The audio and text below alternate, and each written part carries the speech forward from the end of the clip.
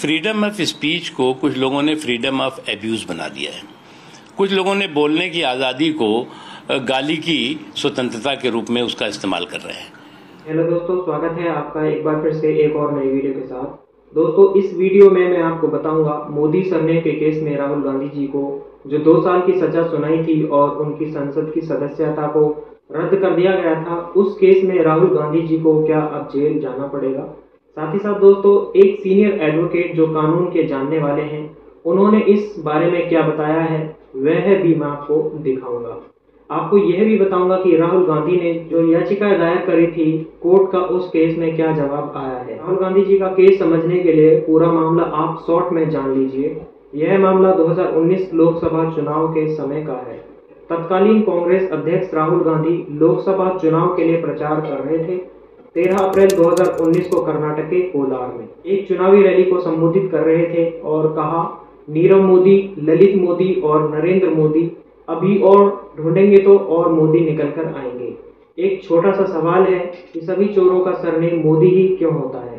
राहुल गांधी जी के इस बयान के खिलाफ भाजपा के एक विधायक और पूर्व मंत्री पूर्णेश मोदी ने सूरत के कोर्ट में आपराधिक मानहानि का मुकदमा दर्ज करा दिया। धारा 499 और 500 के अनुसार अपनी शिकायत में पूर्णेश मोदी ने कहा कि राहुल गांधी ने पूरे मोदी समुदाय को यह कहकर बदनाम कर दिया कि सभी चोरों का सरनेम मोदी क्यों होता है।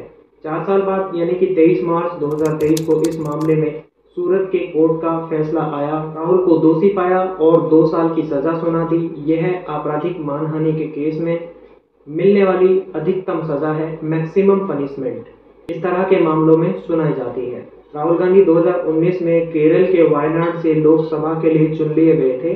23 मार्च 2023 को फैसला आया, यानी कि अगले दिन 24 मार्च 2023 को कि लोकसभा सचिवालय ने राहुल गांधी की सदस्यता को रद्द कर दिया है, क्योंकि जनप्रतिनिधित्व कानून में प्रावधान है कि अगर सांसद या विधायक को किसी मामले में 2 साल या उससे ज्यादा की सजा हो जाए तो संसद की सदस्यता खत्म हो जाती है।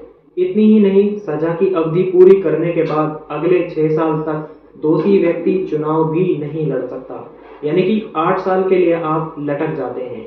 यानी कि राहुल गांधी को सजा तो हुई, लेकिन साथ ही साथ संसद की सदस्यता भी गई और अगले 6 साल के लिए चुनाव लड़ने पर भी बैन लग गया। इस फैसले के बाद 3 अप्रैल को राहुल ने सूरत के सेशन कोर्ट में अपील की। उन्होंने 2 अर्जियां दायर की।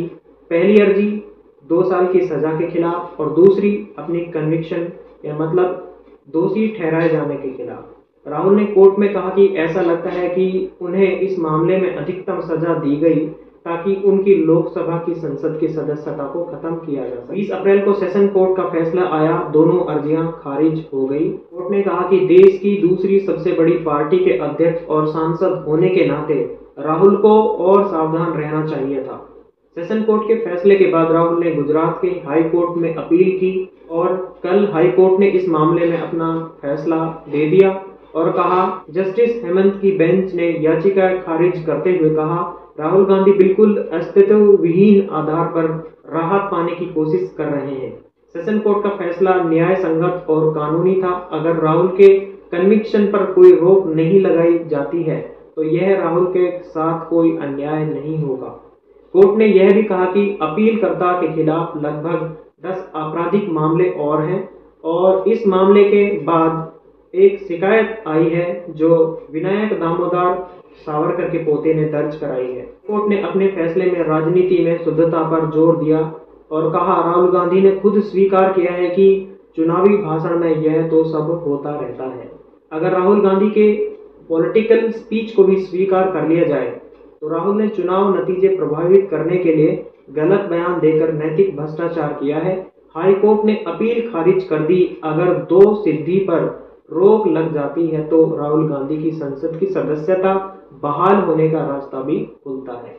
अब इसके बाद कुछ सवाल सामने आते हैं, जैसे कि अब राहुल गांधी के पास क्या क्या ऑप्शंस हैं। क्या राहुल गांधी संसद की सदस्यता बहाल होने का कोई चांस है?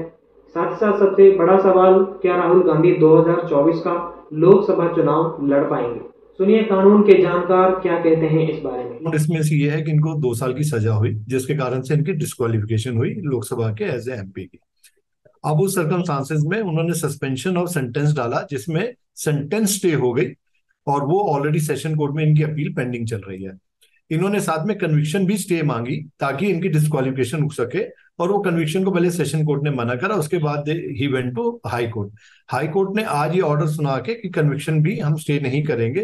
तो अब इनके पास रेमेडी सिर्फ सुप्रीम कोर्ट जाने की है एज ऑफ नाउ, क्योंकि सुप्रीम कोर्ट ने ऑलरेडी कुछ केसेस में ऐसे प्रेसिडेंट सेट करे हैं जहां पे कन्विक्शन स्टे हुई है। अगर किसी ने प्राइमा फेसाई केस को अच्छा दिखाया है और बताया कि व्हाट काइंड ऑफ लॉस उनको हो रहा है और उसके कॉन्सिक्वेंसेस लॉस के कितने हो रहे हैं, जिसके कारण से हमें स्टे दिया जाए। अगर कोई भी सुप्रीम कोर्ट में जाता है तो आर्टिकल 136 के प्रोविजन के अंदर ही जाता है उस ऑर्डर को चैलेंज करने के लिए। आज उन्होंने उस गुजरात हाई कोर्ट को अगर उस ऑर्डर को चैलेंज करना प्रेफर करते हैं तो by way of invoking article 136 में ही एसएलपी के अंदर जाएंगे, स्पेशल लीड पिटीशन में, जिसमें अपनी पिटीशन फाइल करेंगे और सुप्रीम कोर्ट अगर लीड पिटीशन अलाउ करेगी तो फिर इनकी कन्विक्शन स्टे हो। लेकिन मैंने यहाँ पर एक चीज नोटिस की, यहाँ से एक सवाल गायब है कि जब राहुल गांधी को इस केस में दोषी पाया गया तो 2 साल की मैक्सिमम सजा सुनाई गई और उसके कुछ देर बाद राहुल को बेल भी दे दी गई। वह बेल किस बेसिस पर दी गई?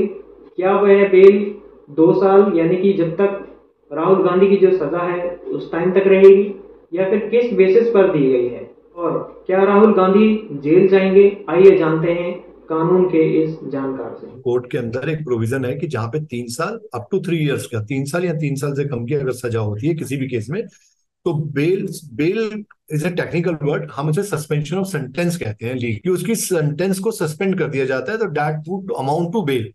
तो वो एक सेशन कोर्ट या magistrate court for the timing magistrate court कर देती है और सेशन कोर्ट फिर उसको स्टे कर देती है।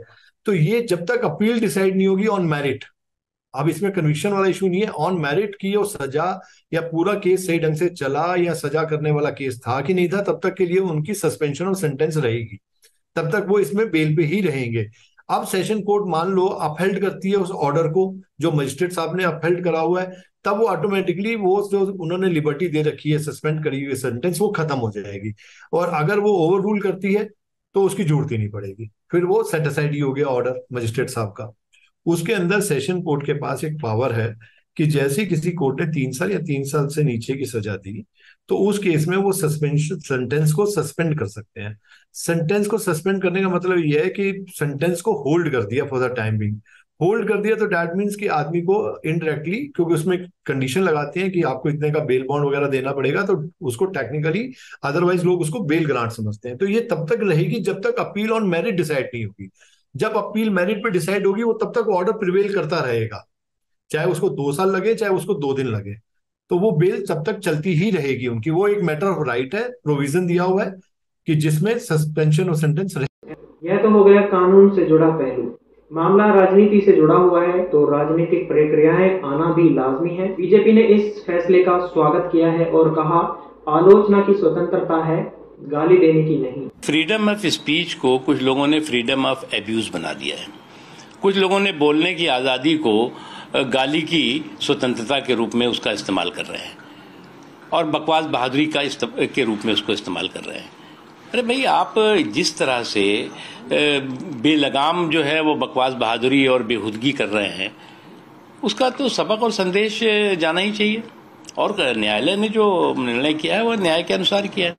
वहीं दूसरी तरफ कांग्रेस ने कहा कि न्याय नहीं हुआ। कांग्रेस नेता अभिषेक मनोज सिंघवी ने प्रेस कॉन्फ्रेंस करके बताया कि गुजरात हाई कोर्ट ने फैसले के बाद अब वो क्या करने वाले हैं। This is a much larger issue. It is not an issue about Shri Rahul Gandhi, not an issue about me, you or him. The larger issue is how these desperate, blatant, open attempts to throttle the arena of free speech, सच बोलने वाले अखाड़े को किस प्रकार से गला घोटा जाए। It is, whether it's a political leader or a journalist, the idea is to throttle your free expression, free thought and free statement. And that is why this affects each of the courts we may have lost. The court to which we are now going, the apex court, but above all it affects the court of the Janta, the largest court, the conscience of that court, the Janta court, which according to us has absorbed and realized the basic fact that the cottage industry of the BJP, based on vendetta, has unleashed these diverse complaint filing activities across the length and breadth of the country. For what? To throttle Rahul Gandhi's voice. Why? Because Rahul Gandhi fearlessly speaks. अभिषेक सिंघवी को आपने सुना, उन्होंने सवाल भी उठाए, एक व्यक्ति कैसे कह सकता है कि वो पूरा समुदाय है। हालांकि इन सवालों के बीच यह साफ है कि कोर्ट ने सख्ती से रुख अपनाया है। अब दोस्तों देखते हैं जब राहुल गांधी अपनी अगली याचिका दायर करेंगे तो क्या अपडेट आता है। तो दोस्तों इस रिपोर्ट में बस इतना ही।